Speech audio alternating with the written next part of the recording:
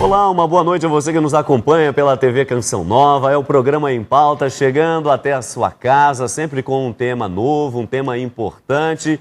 E é claro, desta noite não será diferente. Mas como fazemos aqui no nosso programa, não é? A gente tem sempre uma matéria inicial para abrir um pouco a reflexão, a mente, o coração, para aquilo que vamos discutir nesta mesa, aonde você também é muito bem-vindo. Nesta noite, vamos conversar sobre o uso e abuso do álcool nas famílias. Acompanhe a nossa matéria inicial.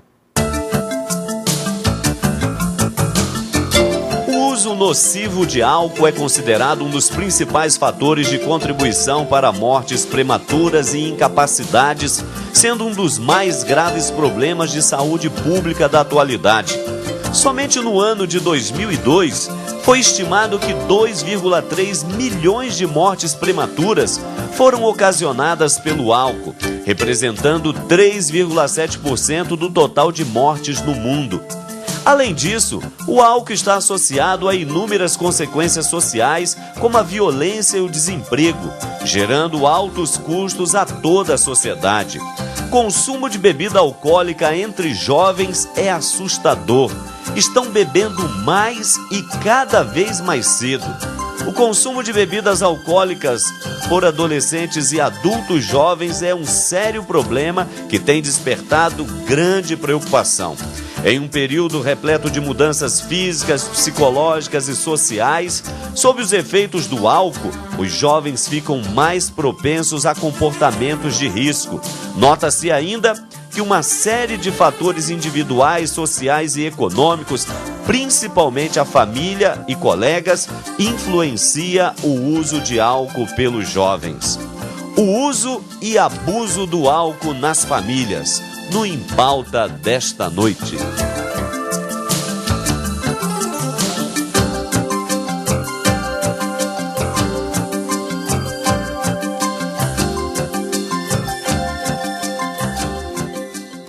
Pois é, tá aí como você acompanhou, só para ter uma noção mais ou menos do que nós vamos conversar nessa noite. Portanto, um tema sério, muito preocupante e que requer de fato a nossa atenção, não somente enquanto sociedade, mas especialmente enquanto família, não é? Porque se da família brotam as boas iniciativas, as belas vocações, os homens e as mulheres que acabam governando este mundo onde nós nos encontramos. Por outro lado, também podem sair muitas pessoas viciadas, dominadas por males, onde não conseguem justamente equilibrar isto.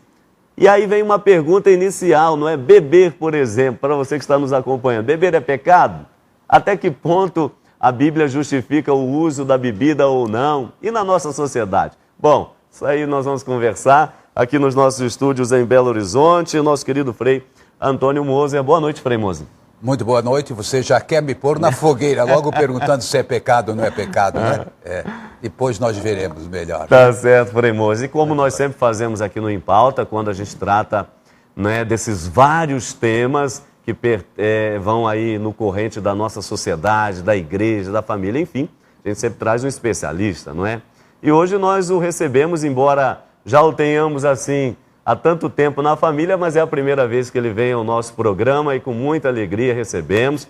Ele que hoje é um parlamentar e que milita justamente nesta frente, né? A frente parlamentar a favor da vida, não é? No cuidado das comunidades terapêuticas, quer seja do uso de drogas, do uso excessivo de álcool. Nós temos aqui a alegria de receber nosso querido deputado federal, Eros Biondini, representante aqui das Minas Gerais. Boa noite, Eros. Seja bem-vindo ao Em Pauta. Boa noite, Padre Hamilton, Frei Moser, né, amigos do Em Pauta. Realmente é um assunto muito importante. Nós que trabalhamos diariamente na recuperação de dependentes químicos, né, avaliando aí a dependência das drogas ilícitas, a gente sabe muito bem que essa droga lícita, podemos considerar assim, ou então essa substância psicoativa lícita, que é o álcool, realmente tem que ter uma atenção toda especial, porque ela acaba sendo, por ser lícita, a porta de entrada para muitas outras dependências. Agora é um problema sério, Eros, já aqui de início, porque, como eu dizia na matéria inicial, e você que está em casa, com certeza deve estar já nos dando razão. No tocante à nossa juventude, os jovens estão bebendo mais e cada vez mais cedo. é realmente algo muito preocupante. Preocupante, inclusive hoje, em muitas boates, muitas festas, sequer vendem-se comidas. Verdade, Frei Moza. Se vende exclusivamente bebida. Eles chegam então em torno de 9, 10 horas da noite, saem às 5 horas da manhã, exclusivamente podendo consumir bebida naquele local.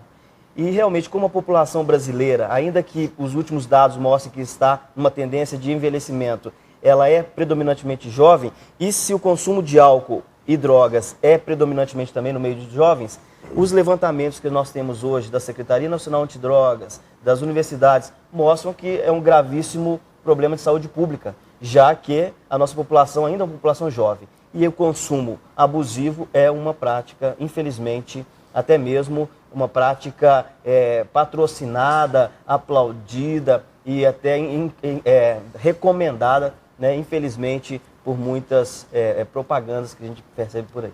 Tá certo. Já já nós vamos falar aqui no nosso programa, vamos ter a oportunidade, a partir do segundo bloco, pelo menos, e o terceiro, desse trabalho que o deputado Eros Biondini, não somente ele, mas outros companheiros também têm feito em relação a essa frente parlamentar, inclusive dando endereço, não é, de locais que podem ajudar pessoas que estão passando por esse drama, e a gente sabe que realmente não é brincadeira, o negócio é muito sério. Já já a gente vai dar isso aí para você. Mas, ô Frei Moza, quando a gente fala de álcool, nos lembramos automaticamente de vício, né? Daqui a pouco a gente entra na questão do pecado. Mas aqui no Em Pauta nós já tivemos a oportunidade, falando em vícios, de falar de vícios dos jogos, aí a questão dos bingos, liberação disso no Brasil, do fumo, não é? Que é terrível também, mas, obviamente, do álcool, do alcoolismo. Se consegue precisar, Frei Moser, uma certa causa, não é, que depois gesta essa dependência e uma verdadeira escravidão? Veja bem, Padre Hamilton e telespectadores, hoje, em todos os assuntos, nós somos muito precavidos em atribuir a um só fator um certo malefício. Não é? Por exemplo, vamos supor uma guerra, ela tem múltiplos fatores que se conjugam.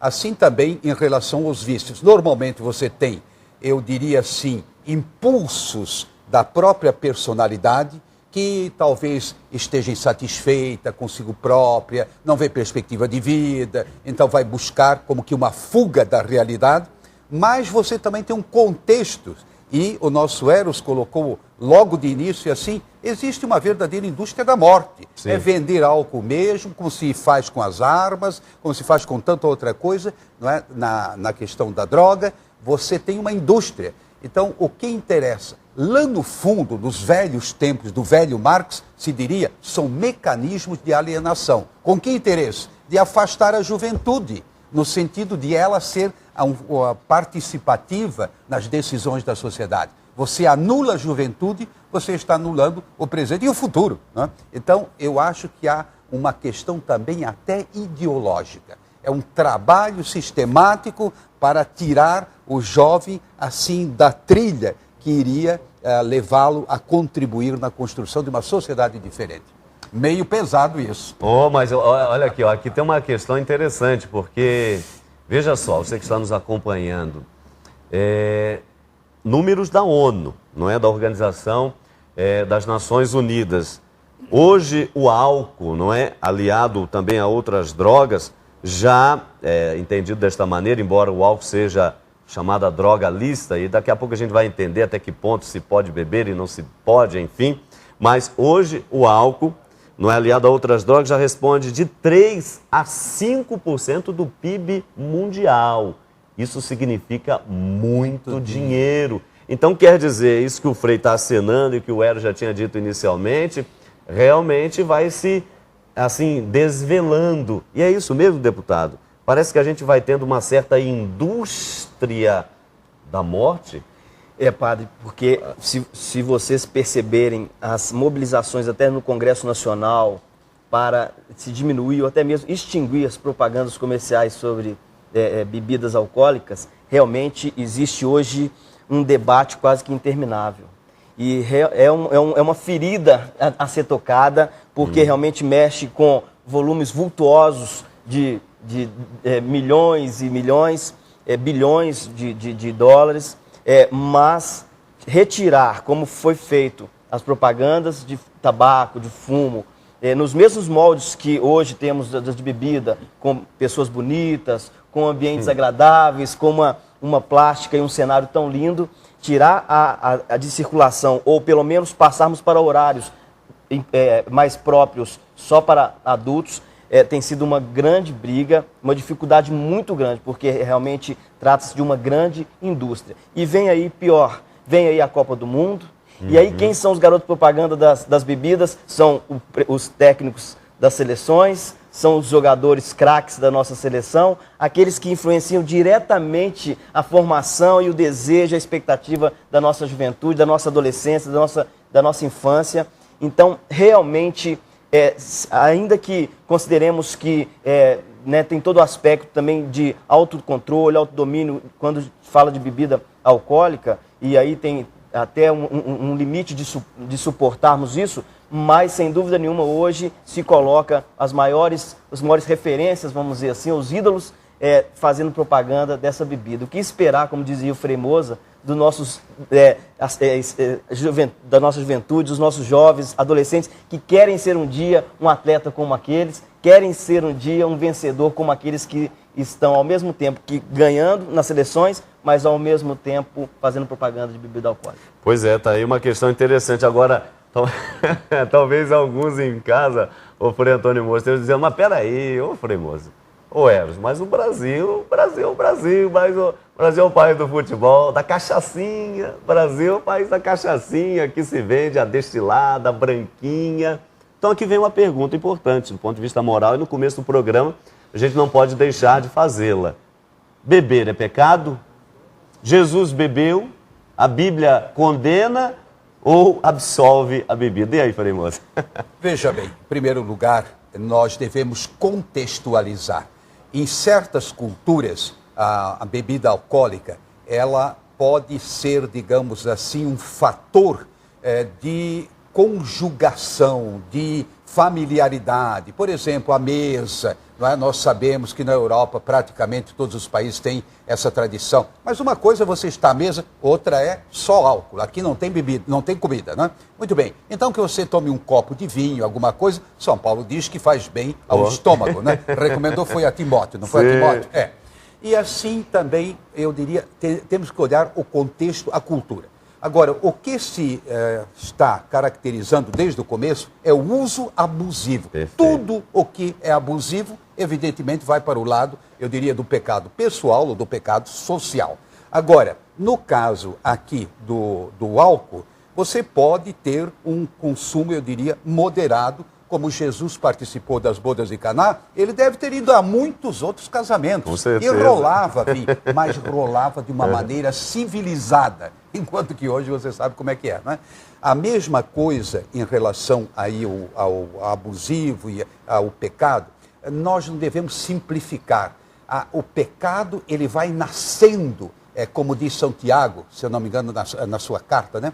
Vai nascendo, vai sendo gestado, até que o monstrinho venha à luz. Né? E esse monstrinho é o vício. Ou seja, você começa de pouquinho a pouquinho, não tendo o controle, autocontrole, não tendo mecanismo de controle familiar e social, o pai e a mãe que dizem, ô meu filho, peraí, chega. Né? Em outras palavras, é todo um contexto a ser trabalhado.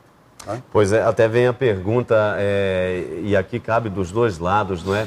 Por isso eu pergunto aqui primeiro ao Eros, antes ainda de irmos para o nosso intervalo. Estamos aqui só abrindo um pouco a questão, depois vamos entrar em elementos aí, assim, mais profundos. Mas aí vem a pergunta, Eros, quem poderia ou quem não poderia beber, não é verdade?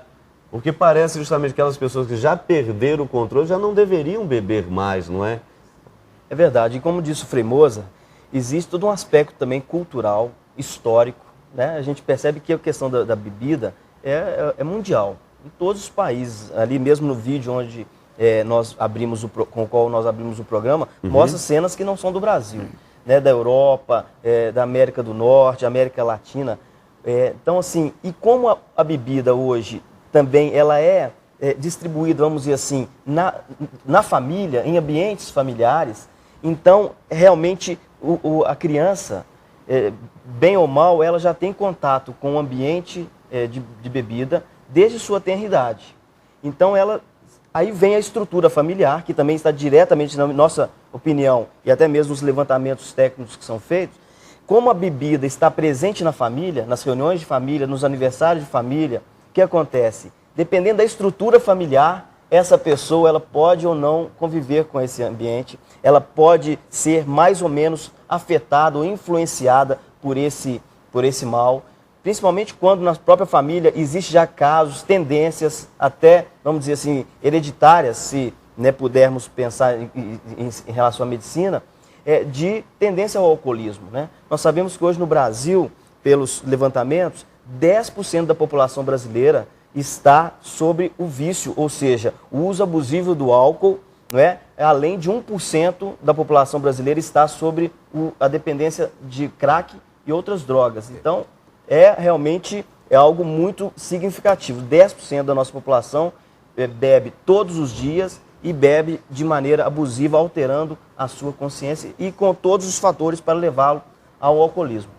Tá certo. E aqui já vão brotando, Vão brotando algumas questões. Mas e aí? Então, de uma vez que beber não é pecado, a Bíblia não condena, deve-se fazer um uso equilibrado da bebida, não é? Mas e aqueles que passaram da conta?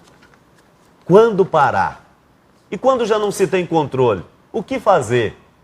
Sobre isso e muito mais, nós vamos conversar no nosso próximo intervalo, nosso próximo bloco. Vamos então agora para o nosso primeiro intervalo. Não saia daí, já já estaremos de volta.